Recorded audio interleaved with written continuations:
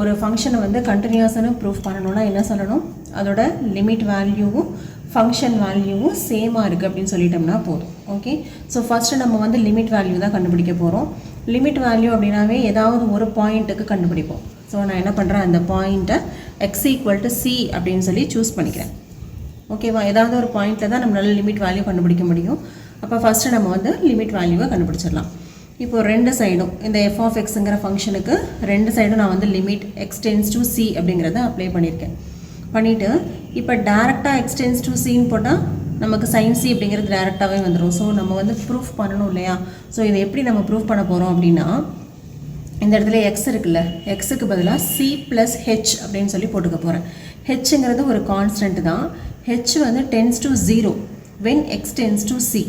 எக்ஸுக்கு வந்து நீங்கள் c அப்படின்னு வேல்யூ கொடுக்கும் போதெல்லாம் ஹெச்சுக்கு வந்து நீங்கள் என்னென்னு கொடுத்துக்கலாம், 0 அப்படின்னு கொடுத்துக்கலாம். இப்போ limit x tends to c, X எப்போல்லாம் வந்து c வேல்யூ கொடுக்குறோமோ அப்போ என்ன சொல்லியிருக்கோம், ஹெச்சுக்கு வந்து 0 கொடுக்கணும் அப்படின்னு சொல்லியிருக்கோம் இல்லையா. அப்போ h tends to 0, இந்த இடத்துல எக்ஸுக்கு பதிலாக c + h அப்படின்னு சொல்லி போட்டுருங்க. சரியா, இப்போ இது உள்ளார பார்த்தீங்கன்னா sin of a + b அப்படிங்கிற ஃபார்முலா வந்திருக்கு. ஸோ அந்த ஃபார்முலாவை நம்ம அப்ளை பண்ண போகிறோம். இங்கே limit h tends to 0, sin of a + b என்னது, sin a cos b + cos a sin b. இதுதான் வந்து sin of a + b யோட ஃபார்முலா. ஸோ ஃபார்முலாவை அப்ளை பண்ணியாச்சு. இதுக்கு அடுத்த ஸ்டெப்பில் நம்ம என்ன பண்ண போகிறோம், ஹெச்சுக்கு பதிலாக 0 கொடுக்க போகிறோம். இப்போது sin c கான்ஸ்டன்ட் அப்படியே இருக்க போது இன்டூ இங்கே ஹெச்சுக்கு பதிலாக 0 கொடுத்தீங்கன்னா cos 0வோட வேல்யூ வந்து என்னது 1.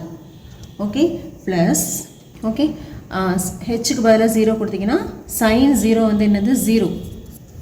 ஓகேவா, அப்போ ஃபுல்லாக இந்த டேர்மில் வந்து என்ன தான் ஆன்சர் வருதுன்னு பார்த்தீங்கன்னா sin c தான் நமக்கு வந்து லிமிட் வேல்யூவாக கிடைக்குது. நெக்ஸ்ட்டு நம்ம என்ன பார்ப்போம், எப்போவுமே வந்து ஃபங்க்ஷன் வேல்யூ பார்ப்போம். ஸோ ஃபார் x = c தான் நம்ம கண்டுபிடிச்சிட்ருக்கோம். அப்போ f(c) வந்து என்ன வரும், sin c. இப்போ இது ரெண்டையும் கம்பேர் பண்ணிங்கன்னா லிமிட் வேல்யூ ஃபங்க்ஷன் வேல்யூ ரெண்டுமே சேமாக இருக்குது. அப்போ கண்டிப்பாக அந்த function sin x is continuous அப்படி